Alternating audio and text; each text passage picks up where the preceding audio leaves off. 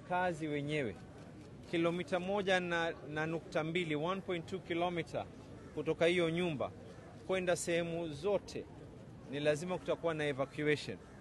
Kesho kuanzia saa 12 asubuhi mtu yoyote asikae katika nyumba yake, asiende katika msikiti ulioko karibu na sehemu hiyo, asiende katika skuli ambayo kwamba iko karibu na sehemu hiyo. Madrasa, watu wasiende makazini. Kilomita 1.2 inamaanisha ni kuanzia hapa kwenda mpaka Markiti, kuanzia hapa kwenda mpaka sehemu ya Pakistani, kuanzia hapa upande huu mwingine nafika mpaka sehemu ya City Blue kwa sababu ya bahari. Kile nitawaomba ni lazima tufanye mpango, watu wote will have to vacate. Hii haitodhuru nyumba yako, lakini ule mtikiso ambao kwamba utaka kuweko utasababisha athari ya masikio yako. Kila ukiwa karibu, wale wanaofanya kazi hii wanavaa vitu ambao kwamba vinawastiri na sio pamba ukasema kwa unaenda kujieka.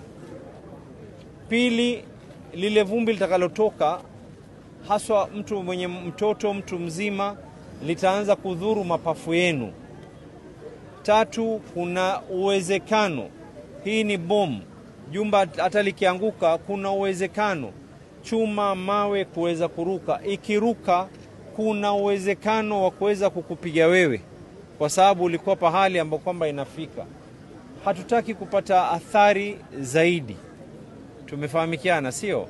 So 1.2 kilometers, the chiefs, wazee wa mitaa, community health promoters wataanza kuzunguka door to door na kuambia watu wote ya kwa kuanzia saa 12 we want no one in the houses. Tafadhalini na warai na nawasihi watu wa Mombasa, hii ni kwa sababu yenu nyinyi, ili musiweze kuumia. Tunawasihi tena, kilomita 1.2 inamaanisha ni kutoka hapa mpaka sehemu ya Markiti. Huu mtaa wote ambao kwamba walioko hapa, watijara, mtaa wote kwenda chini, mtaa huu wa Floringi, Bondeni, hata Coast General tumetoa wagonjwa. Ukitaka kujua umuhimu wa hii, Coast General Hospital tumetoa wagonjwa.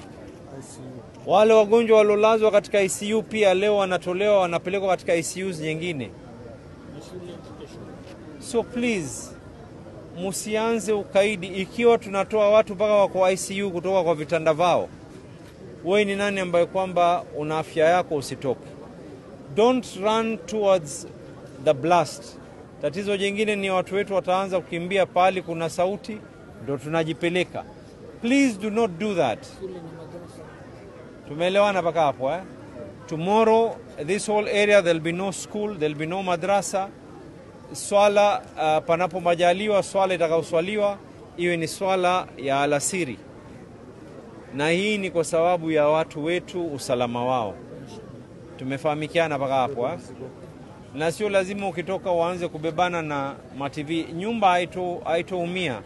Tafadhalini mkitoka, madirisha, haswa nyumba zilioko juu, madirisha yote yawe wazi, ndio ile effect ya ule upepo ukipiga iingie upande mmoja itoke upande wa pili. Asanteni. We are hoping that a period of 8 hours we will be done. Haujapatikana, the family is here na nimewaelezea. It is suspected ya kwa pengine kuna mwili. There is a CCTV that is said ya kwa alikuwa within the area.